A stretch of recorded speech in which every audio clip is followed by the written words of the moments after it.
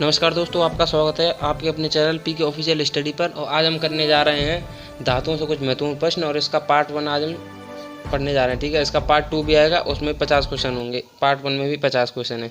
ये सभी question exam के पॉइंट ऑफ व्यू से बहुत ही इंपॉर्टेंट हैं, क्योंकि किसी भी एग्जाम में आप जाएंगे तो 1 या 2 क्वेश्चन आपको ज़रूरी मिल जाते हैं। ये सभी वन लाइनियर क्वेश्चन है। आइए इन्हें देखते हैं।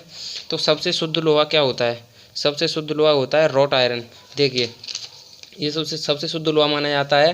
तो इसमें 99.8% तक लोहा पाया जाता है। ठीक है, 99.8% तक। और इसमें 0.15% से आपका 0.20% तक कार्बन पाया जाता है। ठीक है, आइए क्वेश्चन नंबर दूसरा क्या है? जिंक की परत चढ़ाने की क्रिया को क्या कहते हैं? गैल्वेनाइजिंग कहते हैं।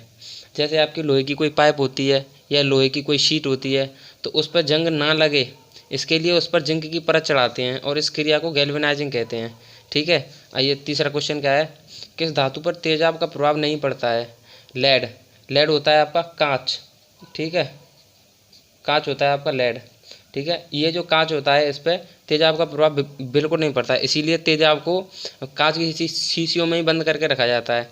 ठीक है, आइए बहुत इंपॉर्टेंट क्वेश्चन है ये। तो बियरिंग बुश की धातु क्या होती है? बियरिंग बुश की धातु होती है घन मेटल। ठीक है, जो आपकी बियरिंग होती हैं पंखे में भी होती हैं, साइकिल में होती हैं, जो वो बियरिंग जिस केज में वो रखी जाती हैं उसे कहते हैं बियरिंग बुश, और वो बियरिंग बुश बना होता है घन मेटल का। ठीक है, आइए क्वेश्चन नंबर 5 क्या है? स्टेनलेस स्टील के मुख्य मिश्रण तत्व हैं क्रोमियम और निकेल। ठीक है, स्टेनलेस स्टील होती है वो 2 मुख्य तत्वों से मिलकर बनी होती है, क्रोमियम और निकेल। छठवां क्वेश्चन, बल्ब के फिलामेंट की धातु होती है टंगस्टन। ठीक है, जो बल्ब में जो स्प्रिंग लगी होती है आपकी, वो टंगस्टन धातु की बनी होती है। और ये टंगस्टन धातु होती है ना, इसका आपका मेल्टिंग पॉइंट होता है 3080। ठीक है, 3080 डिग्री सेल्सियस। ठीक है, ये ज़्यादा से ज़्यादा ताप सहन कर सकती है, तो इसीलिए बल्ब के फिलामेंट में टंगस्टन की धातु का वो फिलामेंट बनाया जाता है। ठीक है, और कॉपर और जिंक की मिश्र धातु है। कॉपर माने होता है तांबा और जिंक माने होता है आपका जस्ता। ठीक है, कॉपर और जिंक, तांबा और जस्ता की मिश्र धातु है ब्रास यानी पीतल। ठीक है, और इसी प्रकार का दूसरा क्वेश्चन भी होता है, कॉपर और टिन की मिश्र धातु क्या है? वो हो जाती है ब्रॉन्ज। ब्रॉन्ज को कहते हैं कांसा। ठीक है, अब 8वां क्वेश्चन है, जंग लगना एक क्रिया है रासायनिक क्रिया। ठीक है, तो जंग कैसे लगती है? आप जानते हैं कि जब कोई लोहे की चीज़ होती है, जैसे मानिए कोई मशीन हो गई या कोई औजार हो गया लोहे का, तो वो जो लोहे का कुछ औजार होता है आपका, तो उस पर पानी डल जाए और उसे हवा लग जाए, तो उसमें क्रिया हो जाती है जिससे लोहे पर जंग लग जाती है और उसका वजन बढ़ जाता है। ठीक है, तो ये एक रासायनिक क्रिया है आपकी। क्वेश्चन नंबर 9 क्या है? स्टील में निकेल मिलाने पर क्या होता है? ये जो निकेल धातु है, इसे अगर स्टील में मिला देंगे तो इससे क्या होगा? तन्यता का गुण घट जाता है। तन्यता किसे कहते हैं? जिस पदार्थ से तार खींचे जा सकते हैं, तो उस पदार्थ के गुण को तन्यता कहते हैं। ठीक है, सबसे ज़्यादा तन्यता का गुण आपका सोने में होता है। ठीक है, तो क्वेश्चन नंबर 9 आपके समझ में आ गया। स्टील में निकेल मिलाने पर क्या होता है? उसके तन्यता का गुण घट जाता है। ठीक है, अच्छा, मानव द्वारा सर्वप्रथम प्रयोग होने वाली धातु तांबा। आदि मानव ने भी सबसे पहले किस धातु का प्रयोग किया था? तांबे का। ठीक है, लेड का अयस्क गैलेना। लेड वही होता है कांच, कांच का अयस्क गैलेना। एल्यूमिनियम का अयस्क बॉक्साइट। ये बहुत इंपॉर्टेंट क्वेश्चन है, ये जो अयस्क वाले हैं बहुत इंपॉर्टेंट क्वेश्चन है। हर एग्जाम में 1-2 क्वेश्चन इनसे फंसता ही फंसता है। तो एल्यूमिनियम का अयस्क है बॉक्साइट, कॉपर का अयस्क है क्यूप्राइट। ऐसे भी आ जाता है कि निम्न में से बॉक्साइट किसका अयस्क है, तो आपको वहाँ पे एल्यूमिनियम करना पड़ेगा। निम्न में से क्यूप्राइट किसका अयस्क है, आपको कॉपर करना पड़ेगा। कॉपर होता है तांबा, तांबे का अयस्क क्यूप्राइट। ठीक है, जिंक, जिंक माने होता है जस्ता, जस्ते का अयस्क होता है जिंक ब्लेंड। ठीक है, जिन धातुओं पर आधार लोहा होता है, जिन धातुओं का आधार लोहा होता है उन्हें कहते हैं फेरस। फेरस यानी लौह धातु, इसके बारे में समझ लीजिए। लौह धातु, जिन धातुओं में आपका आधार लोहा, मतलब जिन धातुओं में लोहे की मात्रा होगी, जिन धातुओं में लोहे की मात्रा पाई जाती है उन्हें तो लौह धातु कहते हैं, फेरस मेटल। और जिन धातुओं में लोहे की मात्रा नहीं पाई जाती उन्हें कहते हैं अलौह धातु, उन्हें कहते हैं नॉन फेरस मेटल। जैसे आपका होगा चांदी, तांबा, पीतल। ठीक है, और अब आगे वाला क्वेश्चन क्या है, HSS मतलब high speed steel. High speed steel में मुख्य मिश्रण तत्व क्या होता है, टंगस्टन। क्योंकि जो आपके टूल होते हैं वो स्पीड पे चला जाते हैं तो वो गर्म हो जाते हैं, और गर्म होने पर हैं, वो जो उनकी धार होती है वो धार ख़त्म ना हो जाए, हैं, जो शार्पनेस होती है वो ख़त्म ना हो जाए। अगर शार्पनेस ख़त्म हो जाएगी तो आपके पार्ट को वो खुरदुरा करके वो मतलब प्लान नहीं कर पाएंगे। तो इससे क्या होता है कि हाई स्पीड स्टील में मुख्य मिश्रण तत्व होता है टंगस्टन, क्योंकि ये ज़्यादा ताप सहन कर सकता है और उसका मेल्टिंग पॉइंट होता है 3080 डिग्री सेल्सियस। ठीक है। क्वेश्चन नंबर 17, सबसे हल्की धातु होती है एल्यूमिनियम। इजी क्वेश्चन है। कॉपर और टिन की मिश्र धातु ब्रॉन्ज। ब्रॉन्ज को कहते हैं कांसा। ठीक है। क्रेन हुक्स की धातु होती है, जो आपकी क्रेन होती हैं, क्रेन भारी भारी जो मशीनें होती हैं उन्हें उठाने के लिए प्रयोग की जाती हैं, भारी भारी सामानों को उठाने के लिए प्रयोग की जाती हैं। तो क्रेन हुक्स की धातु होती है रॉट आयरन। रॉट आयरन सबसे शुद्ध होता है, उसमें 99.8% तक लोहा होता है, 0.15% से 0.20% तक इसमें कार्बन की मात्रा होती है। ठीक है। स्टील में कार्बन की मात्रा बढ़ाने से क्या होता है, हार्डनेस यानी कठोरता में वृद्धि हो जाती है। स्टील में अगर कार्बन की मात्रा जैसे जैसे बढ़ाते जाएंगे उसमें हार्डनेस कठोरता में वृद्धि होती जाएगी। कठोरता पदार्थ का वह गुण होता है जिससे पदार्थ अपने अपोजिट किसी दूसरे पदार्थ को खुरच दे, उस पर स्क्रैच पाड़ दे। ठीक है, तो वो कठोरता का गुण होता है। ठीक है, आइए और क्वेश्चन देखते हैं। स्टील की कठोरता को कौन सी धातु बढ़ा देती है, क्रोमियम और आपका कार्बन भी है, ये आपने पिछले क्वेश्चन में पढ़ा है। ठीक है, अगर स्टील की धातु में क्रोमियम या कार्बन मिलाया जाएगा तो वो स्टील की कठोरता को बढ़ा देता है। ठीक है। लोहे का गलनांक 1539 डिग्री सेल्सियस, इसमें आपको ये मान के चलिए लगभग अप्रोक्स 1500 डिग्री सेल्सियस से और 1600 डिग्री सेल्सियस। एग्जाम में इनमें से कोई सा भी आ जाए इनके बीच का, वही आपका आंसर होगा। ठीक है। और लेड 327 डिग्री सेल्सियस, और तांबे का तांबे का गलनांक 1083 डिग्री सेल्सियस। ठीक है। सबसे कठोर धातु होती है प्लेटिनम, और प्लेटिनम को सफ़ेद सोना भी बोला जाता है। ठीक है। और प्लेटिनमी धातु को बेवकूफ़ों का सोना भी बोला जाता है। इंपॉर्टेंट क्वेश्चन है, याद रखिएगा। विद्युत का सबसे अच्छा सुचालक धातु होती है, मतलब ऐसी धातु जिसमें अच्छी प्रकार से विद्युत गुजारी जा सके, तो वो धातु है चांदी। चांदी एक मात्र ऐसी धातु है जो विद्युत का सबसे अच्छा सुचालक होती है, और तांबा भी दूसरे नंबर पर आता है। ठीक है। धातु का वह गुण जिसके कारण बिना किसी बाहरी बल के भी अपना आकार बदल लेती है। ठीक है। प्लास्टिकता, धातु का वह गुण है प्लास्टिकता, जो बिना किसी बाहरी बल के भी अपना आकार बदल लेती है। और संरचना में क्वेश्चन नंबर 27 है, संरचना में सभी धातुएं होती हैं दानेदार। ठीक है। संरचना में सभी धातुएं कैसी होती हैं, दानेदार। क्वेश्चन नंबर 28 है, टेप डाई और ड्रिल में ये गलत हो गया। टैप डाई एवं ड्रिल में कार्बन का प्रतिशत होता है 1% से अधिक।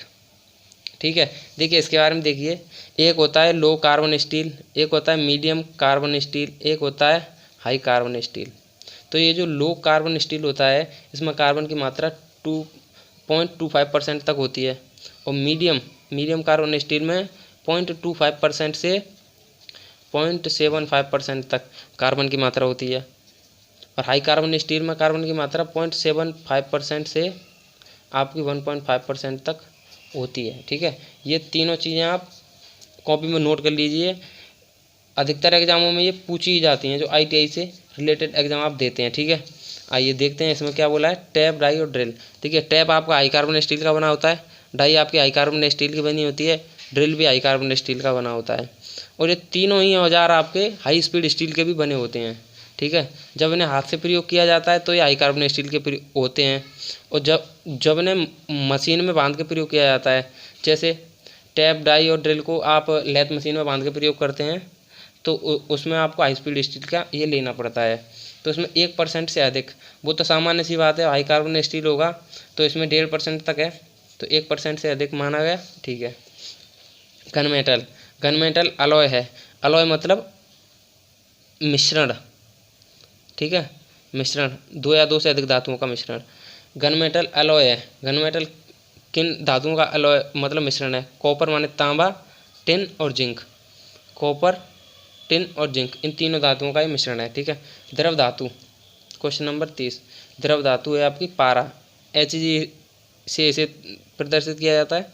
तो द्रव धातु मतलब ये एक ऐसी धातु है जो आपकी ठोस के रूप में नहीं होकर ये धातु आपकी द्रव के रूप में पाई जाती है, यानी तरल अवस्था में पाई जाती है।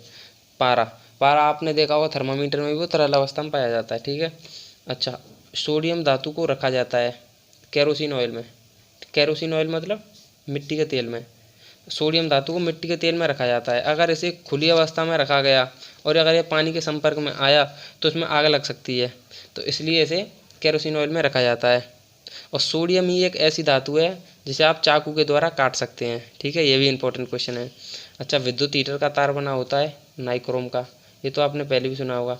जो आपके विद्युत के हीटर होते हैं जिन्हें आग सेकने के लिए प्रयोग किया जाता है, खाना बनाने के लिए भी प्रयोग किया जाता है, तो वो आपके नाइक्रोम के होते हैं। नाइक्रोम एक ऐसी धातु है जो आपकी विद्युत के द्वारा मतलब वो आपकी ऊष्मा भी उत्पन्न करती है और प्रकाश भी उत्पन्न कर देती है। नाइक्रोम आपकी ऐसी धातु है। ठीक है। अब क्वेश्चन नंबर 33। ध्वनि का वेग सबसे अधिक होता है इस्पात मतलब स्टील में। ठीक है। जैसे आप स्टील में कुछ आपने फेंक के मारा तो वो बहुत देर तक आवाज़ करती रहती है, तो ध्वनि का वेग मतलब ध्वनि का वेग सबसे अधिक होता है इस्पात में, स्टील में। टंगस्टन का गलनांक होता है 3380, ये आपने पहले भी देखा है। ठीक है। सबसे ज़्यादा गलनांक टंगस्टन का ही होता है। लो कार्बन स्टील में कार्बन की मात्रा 0.25% तक होती है, यह आपने अभी पढ़ाई है। मीडियम कार्बन स्टील में कार्बन की मात्रा 0.25% से 0.75% तक, इसे भी आपने अभी देखा। हाई कार्बन स्टील में कार्बन की मात्रा 0.75% से 1.5% तक होती है। ठीक है, ये तीनों क्वेश्चन आपने अभी देख लिए हैं। अब 38, स्टील का घनत्व। स्टील का घनत्व होता है 7.8 ग्राम प्रति सेंटीमीटर। ठीक है। घनत्व क्या होता है? प्रति इकाई घन सेंटीमीटर। ठीक है, प्रति इकाई घन सेंटीमीटर में मात्रा होती है, इसे हम घनत्व कहते हैं। अच्छा, रोट आयरन। रोट आयरन मतलब सबसे शुद्ध लोहे का गलनांक होता है 1600 डिग्री सेल्सियस। ठीक है। इसमें लोहे की मात्रा 98% तक रहती है। ठीक है, 99.8% तक। ठीक है। आइए क्वेश्चन नंबर 40। जंग लगने पर लोहे का भार। लोहे के भार में क्या परिवर्तन होता है? जंग लग जाती है तो उस पर एक प्रकार की पपड़ी जम जाती है, जो रासायनिक क्रिया होती है पानी और हवा के द्वारा। तो उससे क्या होता है, अगर उस पर पपड़ी जम जाएगी तो उसका भार बढ़ जाता है। ठीक है। Question number 41। चालकता पदार्थ का कौन सा गुण है? चालकता पदार्थ का भौतिक गुण है। और पदार्थ के रासायनिक गुण कौन से होते हैं? उसके मेल्टिंग पॉइंट हैं, उसके अंदर कौन सी संरचना है, ये भौतिक गुण के अंतर्गत आ गया। ठीक है। और कौन से पॉइंट पे वो पिघलने लगता है, कौन से पॉइंट पे लाल पड़ता है, वो सभी उसके आपके हो जाते हैं रासायनिक गुण। ठीक है। Question number 42। ज़्यादा हार्ड पार्ट में कौन सा गुण आ जाता है? ब्रिटलनेस यानी भंगुरता। ज़्यादा हार्ड पार्ट में कौन सा गुण आ जाता है? भंगुरता। भंगुरता पदार्थ का वह गुण है जो, जैसे कोई सबसे ज़्यादा भंगुर पदार्थ होता है आपका लेड मतलब कांच। भंगुरता वह गुण है जो आपकी धातु को अगर चोट मारा जाए तो वो बिखर कर टुकड़ों के रूप में बिखर जाए। समझ गए? ठीक है, आगे चलते हैं। भंगुरता, अब आगे चलते हैं। Question number 42। ब्लास्ट फर्नेस में बनाया जाता है पिग आयरन। पिग आयरन को पिटवा लोहा भी बोलते हैं, नहीं सॉरी, पिग आयरन को कच्चा लोहा बोलते हैं। इसमें कार्बन की मात्रा अधिकतर मात्रा में पाई जाती है। ठीक है। और क्यूपोला में, अच्छा क्यूपोला फर्नेस में बनाया जाता है कास्ट आयरन। ठीक है, क्यूपोला फर्नेस में कास्ट आयरन बनाया जाता है और पुडलिंग फर्नेस में रोट आयरन बनाया जाता है। रोट आयरन सबसे शुद्ध लोहा होता है और बेसेमर प्रोसेस में बनाया जाता है माइल्ड स्टील।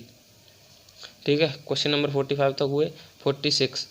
वह गुण जिसके कारण बर्तन बनते हैं या बर्तन बनाए जाते हैं। पदार्थ का वह गुण जिसके कारण बर्तन बनाए जाते हैं, प्लास्टिकता। Question number 47। मशीनों की बॉडी बनाई जाती है कास्ट आयरन की, क्योंकि कास्ट आयरन में लोहे वो कार्बन की मात्रा 2% से अधिक होती है और कास्ट आयरन ऐसी धातु है जो कंप्रेसिव लोड को सहन कर सकती है। यानी अगर दबाव बनाया जाए, जो भारी भारी मशीनें होती हैं उनके बेड यानी उनकी बॉडी वो कास्ट आयरन की बनाई जाती है। बेड जो नीचे लगाया जाता है जिसके ऊपर बार रखा जाता है, और मुंज मेटल एक मिश्र धातु है, कॉपर और जिंक। कॉपर और जिंक से तो मिश्रण होके पीतल भी बनती है, लेकिन इसके बारे में आप एक चीज़ जानिए, ये जो पीतल होती है ये कॉपर है और जिंक को जोड़ के बनती है, लेकिन इसमें 70% और 30% के अनुपात में ये होता है, ठीक है। और ये मुंज मेटल है, इस मुंज मेटल में 60:40 मतलब 60:40 के अनुपात में होती है, और पीतल में 70:30 के अनुपात में होती है। मुंज मेटल भी पीतल की प्रकार की धातु होती है, ठीक है। क्वेश्चन नंबर 49, तार खींचने वाला गुण कहलाता है तन्यता। इसे आप डक्टिलिटी भी कहते हैं इंग्लिश में, ठीक है। और इसके पदार्थों के और गुणों के बारे में अगली वीडियो में देखेंगे पार्ट 2 में, ठीक है। उसके बारे में अच्छी तरह से क्लियर किया जाएगा। तो तन्यता पदार्थ का वह गुण है जिससे धातु से तार खींचे जा सकते हैं, और सबसे ज़्यादा तन्य धातु होती है आपकी सोना चांदी, ठीक है। सोना सबसे ज़्यादा तन्य धातु होती है। सोने का एक फैक्ट ये है कि 2 ग्राम सोने से आप 2 किलोमीटर लंबा तार बनाया जा सकता है, ठीक है। ये फैक्ट है सोने का, तो सोना इतना तन्य होता है, ठीक है। क्वेश्चन नंबर 50, द्रव अधातु कहलाती है। द्रव धातु तो आपने देखी कि पारा था। अब ये एक ऐसा द्रव अधातु, मतलब अभी ऐसी अधातु जो द्रव के रूप में पाई जाती है। वो तो धातु थी द्रव के रूप में, पारा, और यह है अधातु, द्रव अधातु। कौन सी कहलाती है? ब्रोमीन एक ऐसी अधातु है जो द्रव के रूप में पाई जाती है। यहाँ पर आपके 50 क्वेश्चन कंप्लीट हुए, और अगली वीडियो में भी हम 50 क्वेश्चन कंप्लीट करेंगे। अगर आपको हमारा पढ़ाया हुआ पसंद आ रहा है तो हमारी वीडियो को लाइक करें और अपने दोस्तों के साथ शेयर करें। धन्यवाद।